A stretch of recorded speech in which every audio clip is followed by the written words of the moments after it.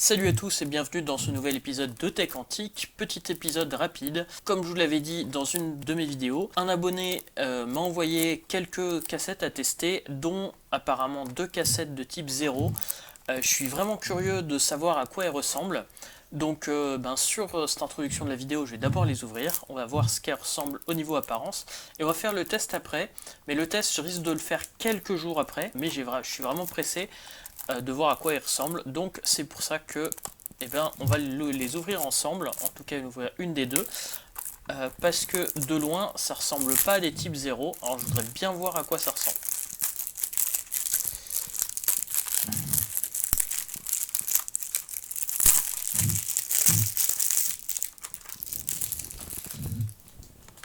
Cellophane retiré, donc on a une... Oh, la boîte en a fait plus plastique que ce que je pensais, et... Ah, ça fait très cassette années 70. C'est... Voilà, j'espère que je vais pouvoir la tester rapidement, parce que je suis vraiment pressé de voir ce qu'elle a dans le ventre, parce que ce look là ça me rappelle vraiment à ce que j'avais quand j'étais petit pour m'amuser.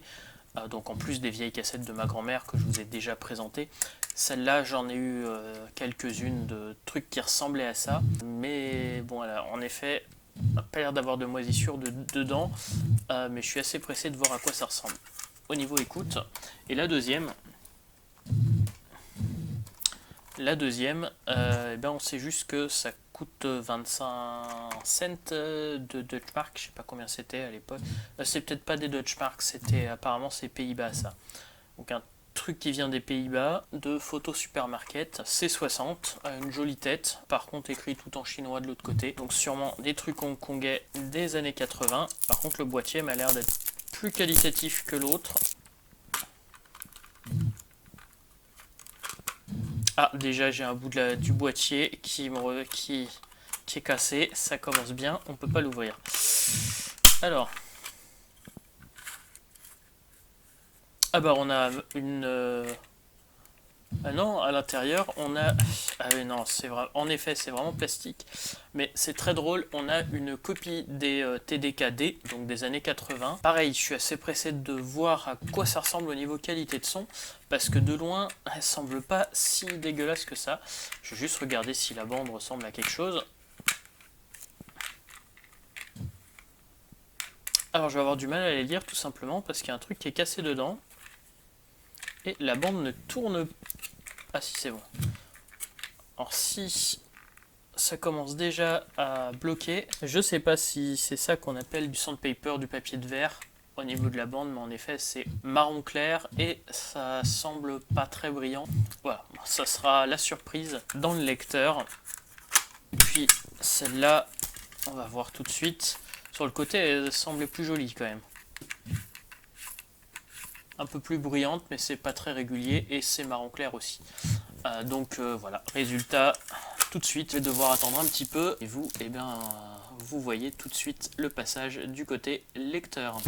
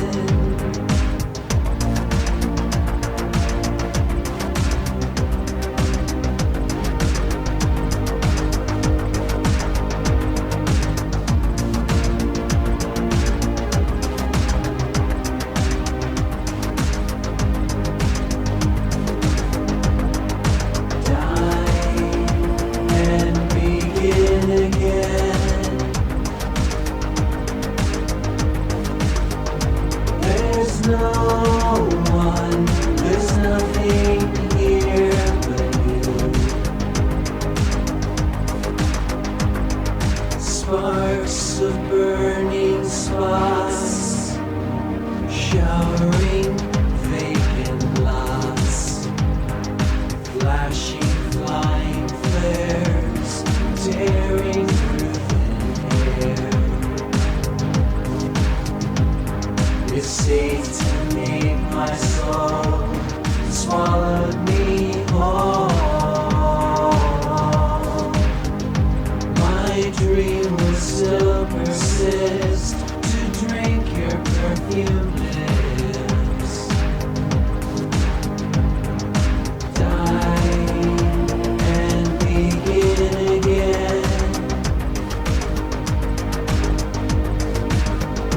There's no one, there's nothing here but you. Die and begin again. There's no one, there's nothing here but you.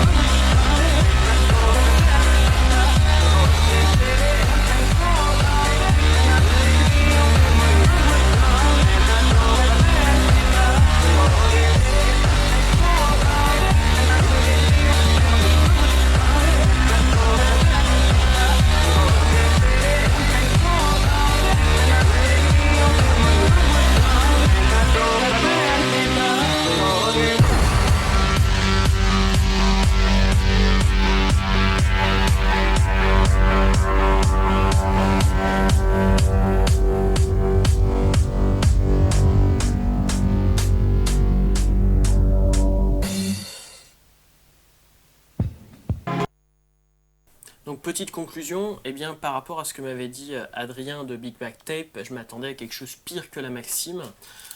La Maxime, eh bien je pense que c'est la pire du lot. En fait, niveau qualité de son, j'ai du mal à voir, j'ai l'impression que celle-là serait légèrement meilleure. En tout cas, il n'y a que la Maxime qui arrive à me pourrir les têtes aussi vite.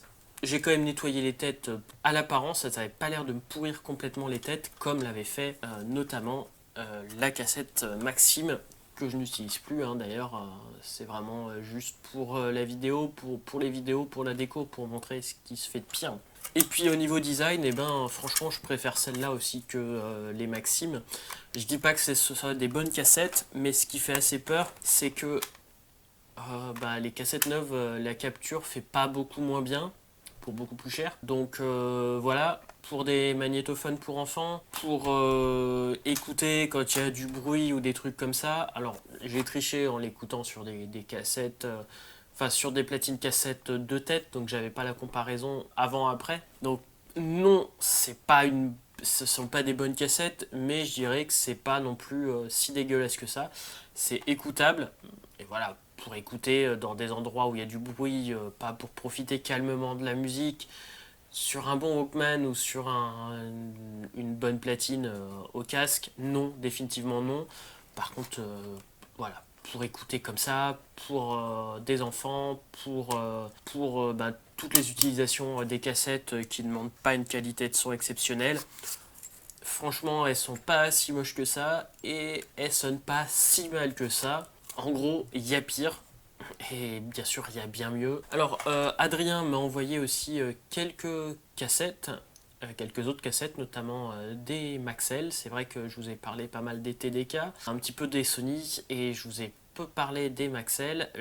J'essaierai d'en faire une vidéo, là, en essayant de continuer bien, avec les différents projets en cours. Il y a beaucoup de projets en cours. Juste en dessous, j'ai 3-4 platines cassettes à restaurer, à vous présenter. J'ai 2 platines vinyles à restaurer, à vous présenter. J'ai la platine à bande. J'ai un 8 pistes. J'ai récupéré un certain nombre de Mac, dont le Mac qui me servait de poste d'administration et puis de poste pour apprendre Photoshop au moment où j'ai bossé dans un studio photo. Tout simplement, quand je suis parti du studio photo, c'était un Mac qui était complètement obsolète, donc on m'a dit je pars avec ou il part à la déchetterie. Donc je suis parti avec. Je l'ai offert à mon cousin qui ne peut plus le conserver et donc je l'ai récupéré avec moi et ça fera l'objet d'une vidéo très bientôt parce que je pense que c'est vraiment intéressant à présenter. N'hésitez pas à aller sur la boutique d'Adrien, donc Big Bad Tape sur eBay, je vous mets les liens en description. Sur ce, comme d'habitude, soyez authentiques et atypiques et à bientôt pour une nouvelle vidéo.